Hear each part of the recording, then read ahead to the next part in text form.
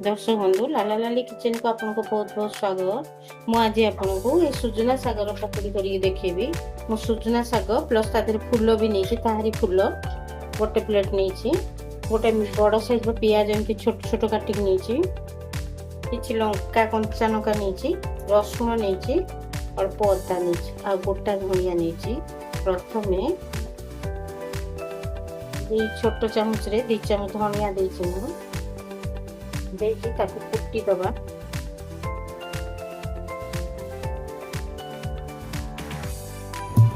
धनिया और रसुण और अदा दर दर कुटा करदबा। स्वाद अनुसार लुण देदबा। ये शाग और बेसन को देखिए देदबा एकत्र घोड़ेदबा अल्प पानी देके घोड़ेदबा।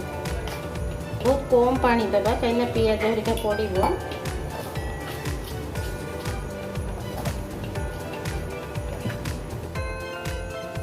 बेसन को चल ने गुटी रही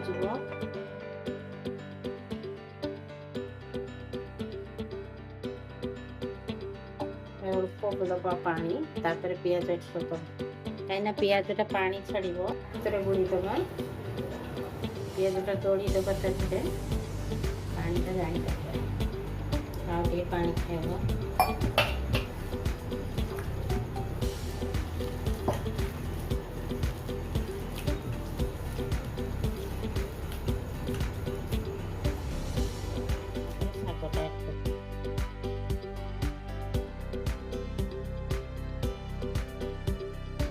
खाली फूल भी कर भल लगे।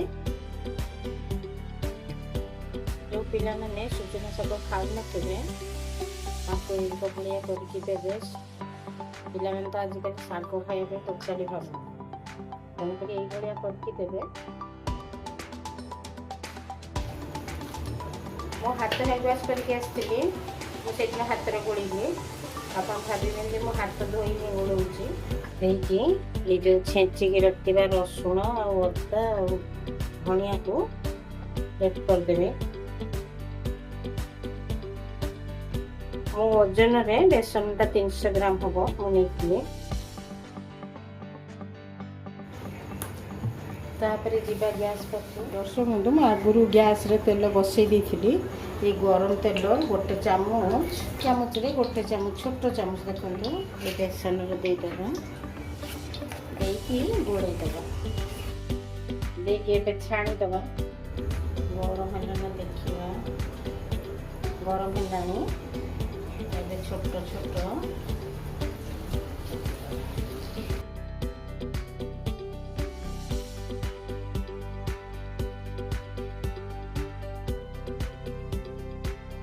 पकुड़ी तो बहुत रकम खाई सुजना शाग कर खाइबे।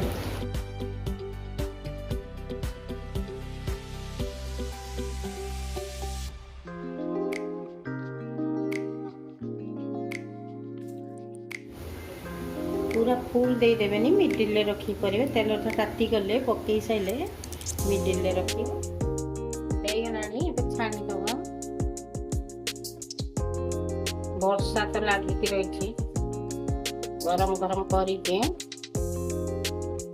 सहित खाइबे भल लगे। जाड़ा खाई पड़ते था अति गरम गरम हो गले पकेबा। गरम पकईदबा ये देखिए धरब तेल कढ़े से हिसाब से पकेबा। अधिक पकईदेवे अधिक पकेले भल हेनी पकई देकी सांगे सांग स्लो करेंगे टिके समय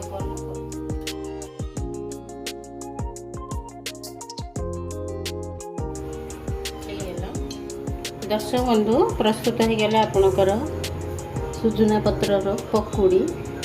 खाई कहे केमती लगिला कमेंट माध्यम जनईदेवे। लाइक सब्सक्राइब करदेवे बहुत मात्रा शेयर करदेवे। मु रहुची जय जगन्नाथ।